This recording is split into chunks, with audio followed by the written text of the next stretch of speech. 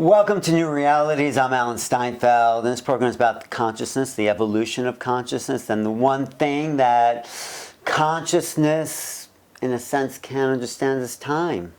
Because, in a way, consciousness is outside of time, in a sense. I mean, or maybe it is time. And maybe it's inside of time. Anyway, I'm talking to Julia Mossbridge, who's written a new book called The Premonition Code, which is about the relationship of consciousness and time, I would say. Isn't it? Or would you say? I would say it's all about precognition, and it's about the science and practice of precognition, and that relates to consciousness and time for sure. Precognition meaning that we have the ability to see the future.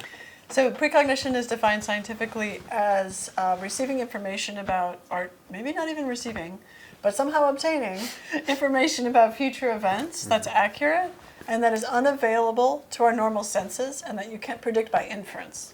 But is the future already determined? I don't know. But if we can precognize it, then it has to be, doesn't it? Oh no, there's many options. Oh well, let's go through the options. Let's go through the options. Okay, there's the future's predetermined.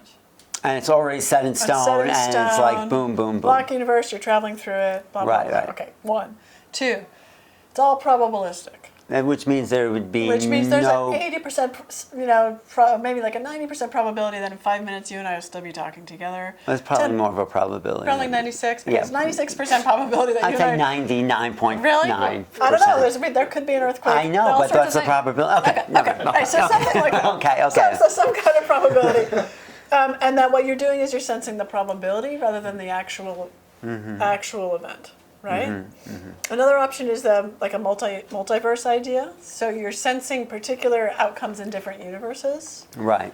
And so say you sense a car crash, and you could avoid it by being in the universe where there is no car crash. That's one theory. That's Right. part of the theory. These are multiple options. Right. Another option is that there is some way in which we can sense future events circularly. Without there being, so there's such a thing as a causal loop, Which where means the past is being influenced by the future, and the future is influencing the past. Oh yeah, so the past is influencing the future, and it's being influenced by the future. So there's this loop, and there are ways to get out of certain paradoxes related to that, so that certain events that are like keystone events, like let's say a car crash is a keystone event, and getting out of bed is another key event. There's ways that all the same events can happen, and those have to happen, but other events are optional. So it's almost like this is an event that's a flag. Like which way you go down the street. Yeah, and but all you that. have to get to this place, but it doesn't matter how you get there. But maybe it's all predetermined based on which way you go down. Maybe so. But in other words, precognition tells you nothing about the structure of the future. Okay. It just tells you that people can get information that correspond to probabilities. Probability, so precognitive awareness is not 100%? No. Memory isn't 100%. Memory of the past isn't 100%. And memory of the future. Memory of the future is shitty. Wait, so which of those theories do you align with?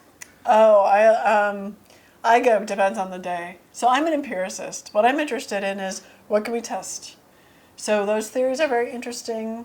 I think there's some evidence for the sensing probabilities theory. Which one is that? That's the one where I'm sensing that it's 99% likely that you and I are talking in now 3 minutes. Okay. Right. Okay.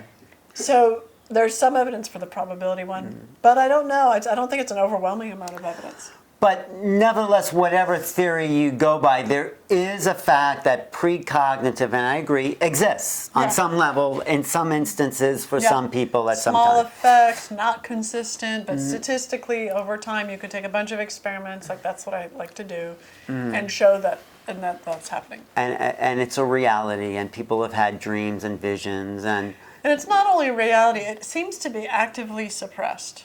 So, that's an interesting point. Yeah, so I think part of the reason why, I spent much of my time doing interviews like this, talking to people about it, trying to bring the science of it out into the world, trying to normalize precognition, because I think it's an excellent skill that humanity needs to develop. And part of the reason why people are resistant to it is because it's become this sort of special or taboo or freaky kind of thing that is freaky, I think, because of the fear that it brings up inside of us. I think it's freaky because our mainstream science, if they can't explain it, will discard it, and then people will have a reaction because it's not in the scientific paradigm of the day. But it's more than that, because there's plenty of effects that mainstream science can't explain. Like, how does lithium work? We don't know still. Or even how does electricity work? They don't know. Well, right. I mean, or how does gravity work? I mean, Right. but people don't say there's no gravity. And they don't say it's like, yeah. Right. But right. So I don't think it has to do with the explanation. I think it has to do with the fear that arises when you have an experience that tells you that things aren't what they seem, and the story you're being told about the way things work isn't reality. Doesn't reflect. Well, reality. I often use that same argument for UFOs because I've seen them and I know they exist and I go to conferences, and yet there's a whole world out there that's been programmed to think that it doesn't. So it's also been tabooed out. So if we bring back all the taboo notions, we will live in a different world, which is, I think, your work is to change the fabric. Yeah, I just want to normalize it. I mean, scientifically, it's something that happens, and I would like people to stop being afraid of it so we can boost the signal. I mean, right, that's key. Yeah, because boosting the signal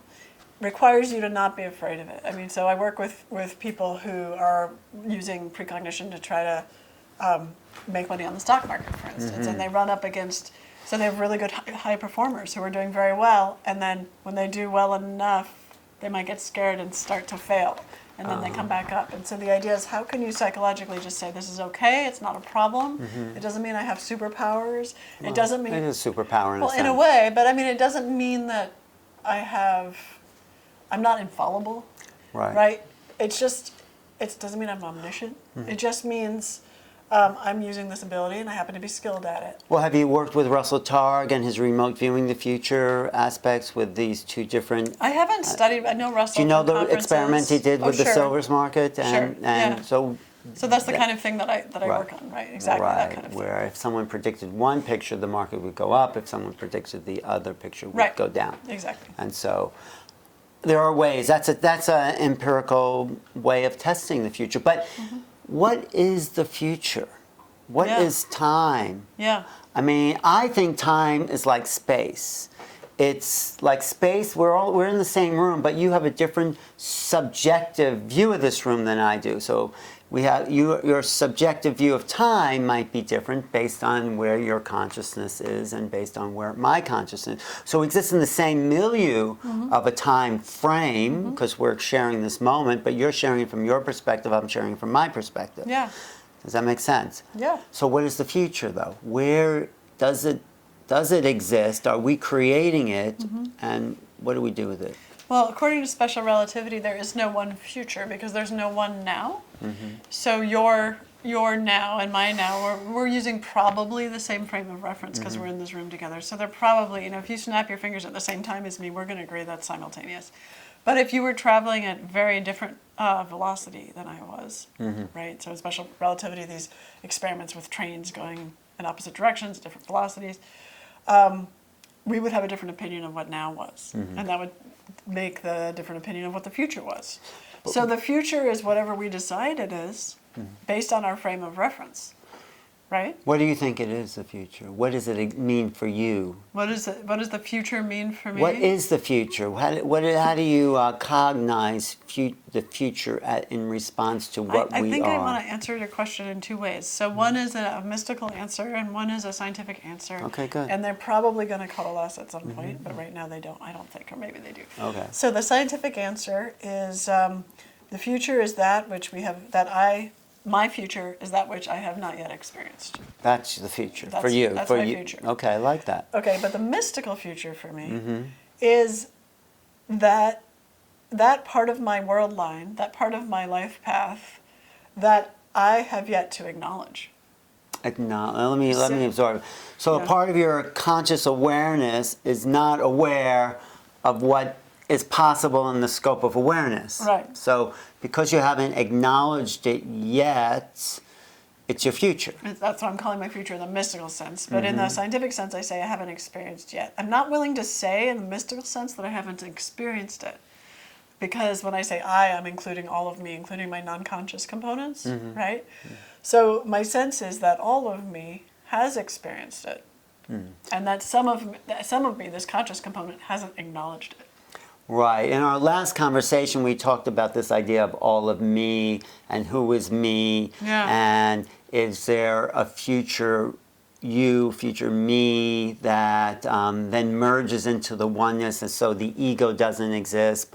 And the question I asked you after the interview was, if there's a future you, and there's something also that dissolves awareness or the ego into the totality, what creates the future you, and where does that stop being a future you? Yeah, so I don't Is know. that Of too course, much? no, it's not. No, let's just play. Yeah. I have an opinion on it. Of course, what's your opinion? My opinion is what it is. But you've done research, so I'm curious in your opinion because. So what I think is more tenuous. I think the future. I think the past is more tenuous than the future. So what I does that honestly mean, tenuous, in this case? I think that there's an argument. Yeah, I think there's an argument to be made for physical reality moving in what we call backwards in time direction. Mm-hmm. So starting at, say, our death, in my physical reality, starting at my death and moving towards my birth, but my experience of my reality moving in the opposite direction. And that the argument for that is just that it makes a lot of sense to have this laid down so that the experience can be manufactured appropriately. And so, because it takes effort to manufacture experience. And so if you already know, if some component of the universe already knows exactly what needs to be manufactured, that's a lot easier and then for the experience of the soul, you're saying, on a soul kind of mystical level. I don't know how to think of a soul. Everyone means something different. Or of a non-physical self. Of a self. Of a self. Let's call it the self. Because the self is non-physical. Like, this is my body, but that's not self. you. Yeah. Okay, so let's call it the self. Yeah. The experience of the self has to be manufactured. So within a time, within an ego-based time frame. Yeah. So that's how experience is delivered. So the self that exists outside of time is manufacturing the self within time. It probably isn't outside and inside of time. It's probably the self of the future is manufacturing the self of the present. Which future? Which moment in the future? How far into the future? When you say future? Because, and that's where you're going to get me into the timelessness part, is because that's part of the outside of the four dimensions of space and time, one would imagine, that would be collapsed. The image that came to me was maybe the future self is really like the horizon. It's always there, but you can never really get to it.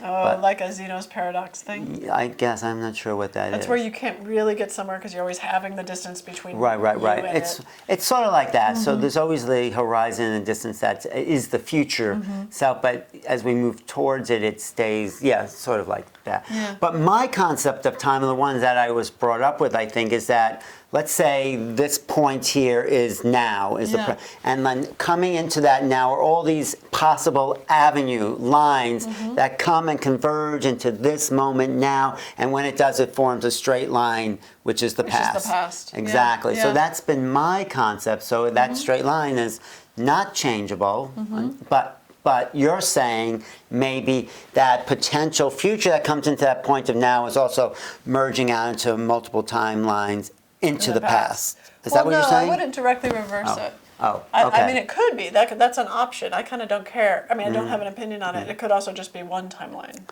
Okay. And this might not be multiple timelines, and this might be one timeline. That might be true too. Yeah. But we can say that the present is something else altogether, right? The present is all we know, and we're fairly arrogant about the present. I mean, we're fairly arrogant. We think it matters a lot because we think that we matter a lot, and so I think that. Well, if it's all we got, it does matter a lot, doesn't it? If it's all a what? If it's all we have. If it's all we got. If it's all we got. That's my New York slang. Sorry. Yeah. It's all we got, lady. No, I thought you said if it's all a god. No, it's all we got. Well, maybe it's a god. No, it's all we. If it's all we have, which is the present, then it matters.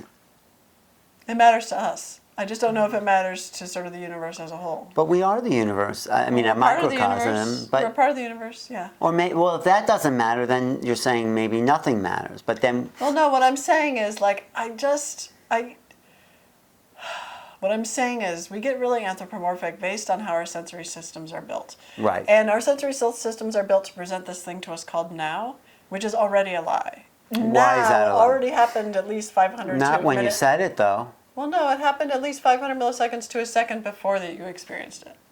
Yeah, well... I mean, because we're always experiencing the past. And you mean like light coming from the sun. We're always saying... Or even the words coming from my mouth. You're not processing those until about half a second to a second afterwards. But we can agree on a cognitive awareness of a present moment, right? Yeah, it's just a lie.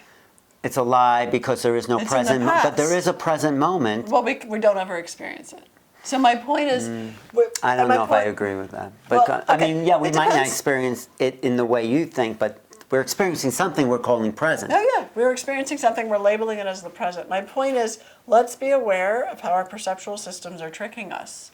Instead of falling for them and thinking that because now seems so important to our perceptual systems, that it is so important. It's like thinking that the visible part of the electromagnetic spectrum that we call light, visible light, is more important than the parts that we can't see.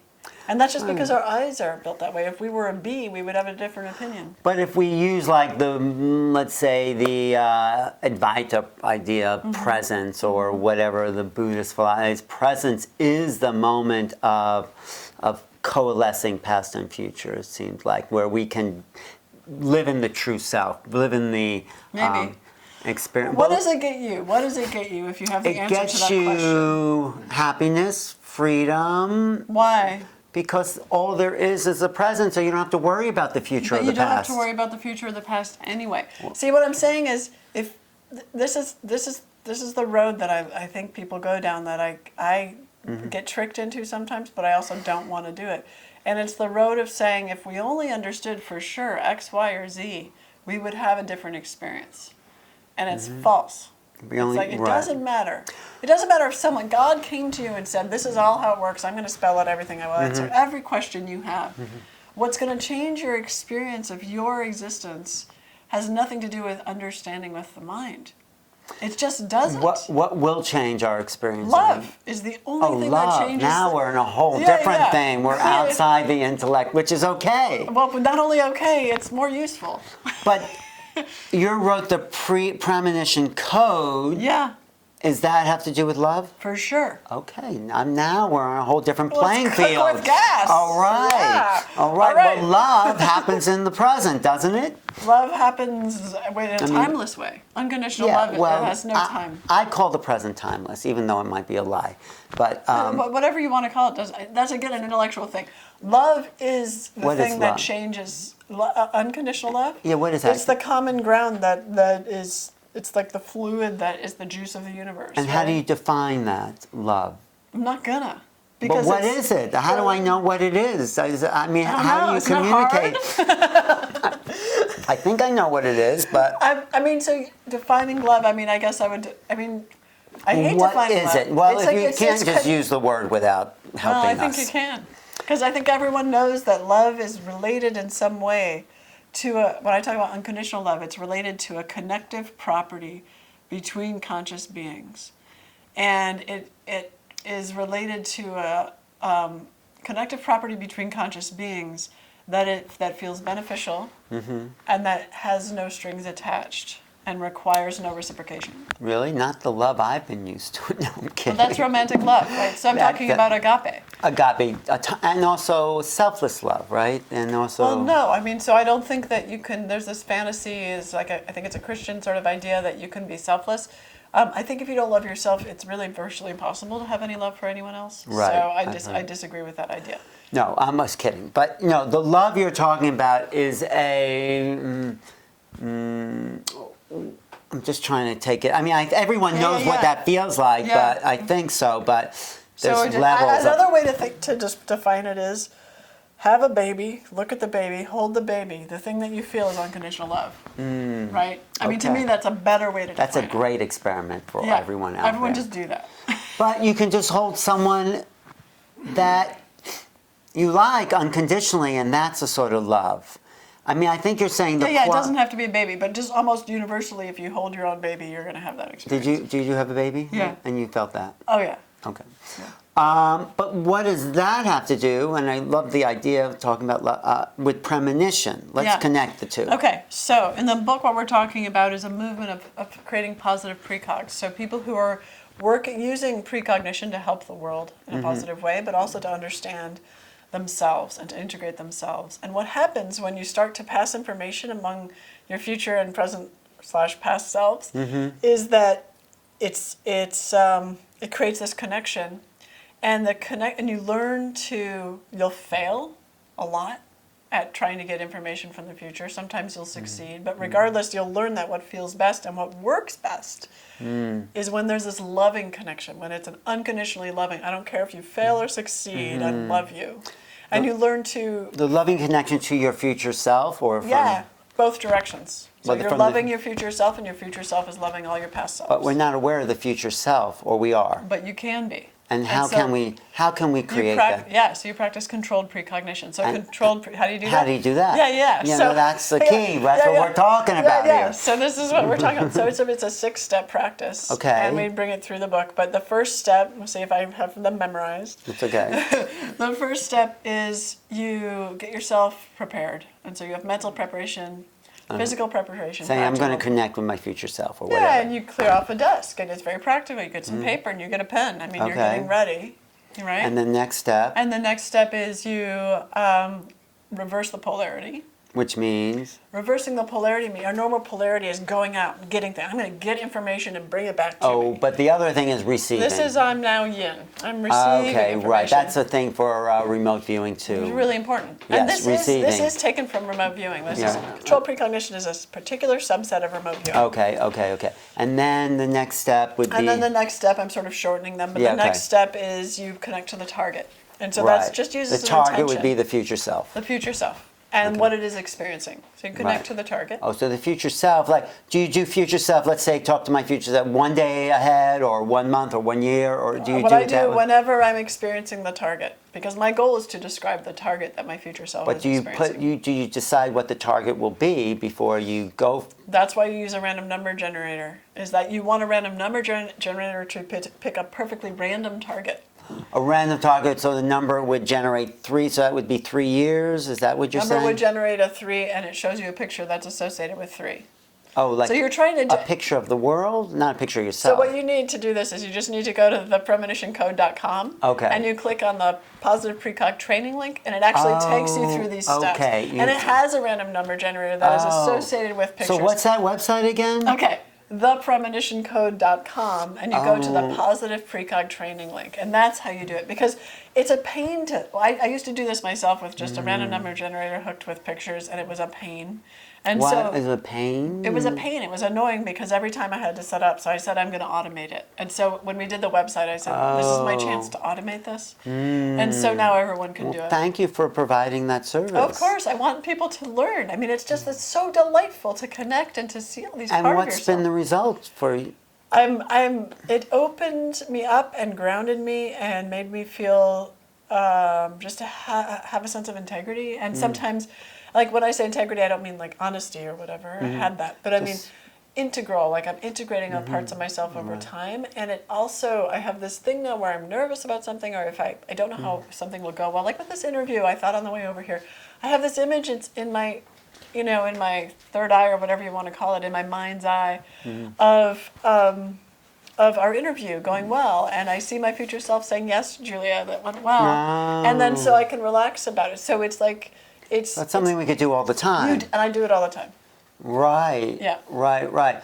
So on this website, it gives you what year that you could talk to your future self, and then you form a mental So on this picture. website, what it does is you're sitting down, and the book takes you through the steps in more detail. Okay, good. But you have paper and you have pen, and what you're doing is you're receiving information about the future photo target that you'll be shown. And you're doing it by connecting to your future self. Right. And eventually you are going to see that photo, after you've decided which of two graphs represents the photo.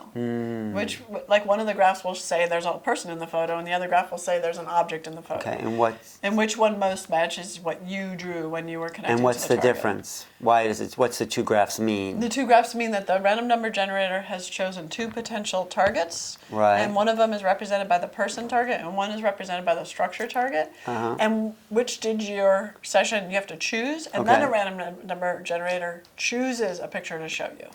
And then you what do know we get if you're from that? correct or not. And if we are correct? If you're correct, you get a point. And you also look at your session and what you, more importantly, if you're not into points, because who cares about points? Right. More importantly, you look at your session and you learn about yourself. You learn what aspects of the target you were attracted to. For instance, when I do this, I know that I'm super attracted to people and to animals. So anything that's an animal person, I'm going to be attracted to.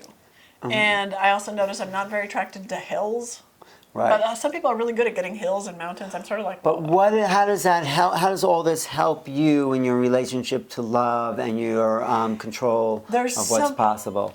I don't understand how it works, but there's something about connecting with your future self that makes you feel loved. It's like having a connection with another human, but that human understands you perfectly. They're your future self. They know what you're going through. I mean, but people in a sense are doing that all the time, but they Yeah. project fear, Yeah. look out for Yes. this, undo Yes. this. Yes. And so And that this is a different way. This is hearing from your future self instead of this yang sort of, I'm going to tell you what it's like, and it's scary, and I'm paranoid. Oh, so you're receptive You're to... receptive to information. This is what the remote viewer is saying, that knowing the noise from the signal. The Yeah. signal is the receptivity of what wants to come. It's the still, quiet voice. Right. Well, that's very positive. I'm glad we got to I'm love. glad we got to love too. Thank you, Julia. Thank you. It was really fun. Yes, it was Thanks, fun Alan. to understand this, and I appreciate the intellectual thought that you kind of put into. I mean, you're kind of moving together left and right brain, whole brain thinking. I'm trying to. When we get too far in one, I'm trying to go to the other. Right, right. I've been talking to Julia Mossbridge, the author of this book, The Premonition Code. Is there a subtitle? Yeah. The Science of Precognition, How Sensing the Future Can Change Your Life. Yep. Okay. Cool. The idea of precogs, did you get that from the Minority Report? Yeah. Yes. And the Minority Report, they're like in Jello. I know, It's I know. That's disgusting. weird. But we're all precogs, is what you're Hey, saying. we don't have to be in Jello. Yeah. We are precogs, so start precognizing yourself. Okay, this is Alan Steinfeld for New Realities. I'm Alan, and if you want, reach me at newrealities@earthlink.net, and your website is Sure, mossbridgeinstitute.com and also thepremonitioncode.com or premonitioncode.com. Either one works. Great. Okay. Thank you. Thank you. Thank you. That was